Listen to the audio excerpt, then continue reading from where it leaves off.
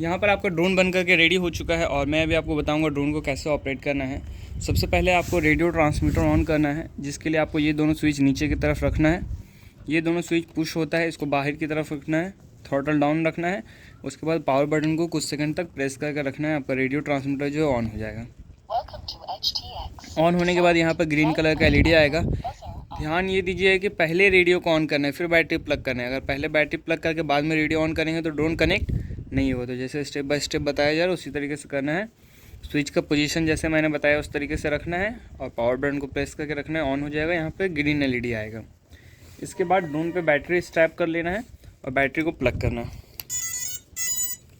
Battery plug करने के बाद आपका ड्रोन पे लगा हुआ है जीपीएस, जो सैटेलाइट के साथ कनेक्ट होकर के इसको पोजीशन देता है और उसी से ड्रोन जो है वो आरटीएल होता है। तो थोड़ा वेट करना पड़ेगा 6 से प्लस। जैसे ही सैटेलाइट कनेक्ट होता है तो ड्रोन आर्मिंग अलाउ करता है, वो आपको गॉगल्स में भी शो करेगा।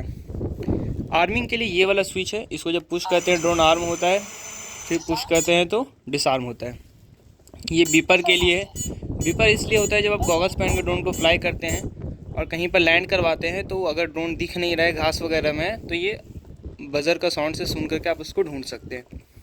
फिर आपका जो ये वाला स्विच है इसमें 3 स्टेप है, सबसे नीचे, फिर एक स्टेप ऊपर, एक स्टेप और ऊपर। इसमें 3 फ्लाइट मोड है। सबसे नीचे है एंगल, फिर होराइजन, फिर एक्रो।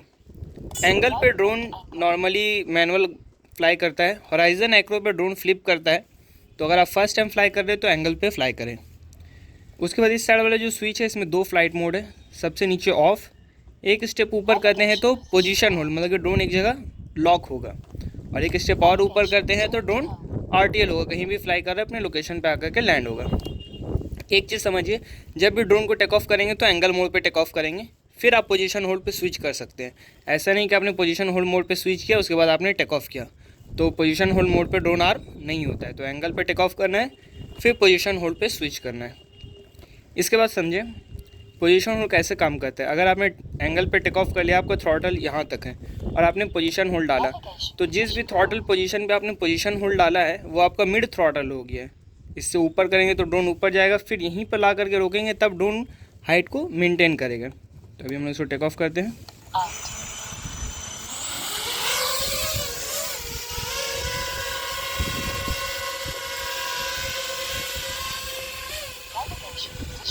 ये अभी मैंने इस थ्रॉटल पोजीशन पे ड्रोन को पोजीशन डाला हुआ है। तो ये आपका मिड थ्रॉटल है, ड्रोन एक जगह लॉक है।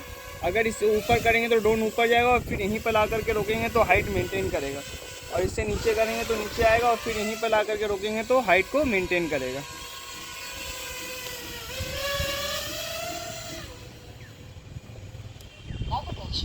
अभी ड्रोन दूर में है, पोजीशन लॉक करके है, और अभी हम लोग इसको आरटीएल करेंगे। आरटीएल में ध्यान दे, ड्रोन जहाँ भी फ्लाई कर रहा है वहाँ से 10 मीटर हाइट जाएगा, अपने लोकेशन पे आके लैंड होगा। लेकिन इसमें ये चीज़ है कि ड्रोन जहाँ से टेक ऑफ हुआ एग्जैक्ट वहीं लैंड नहीं होता है, 5 से 10 मीटर का आगे पीछे लैंड हो सकता है।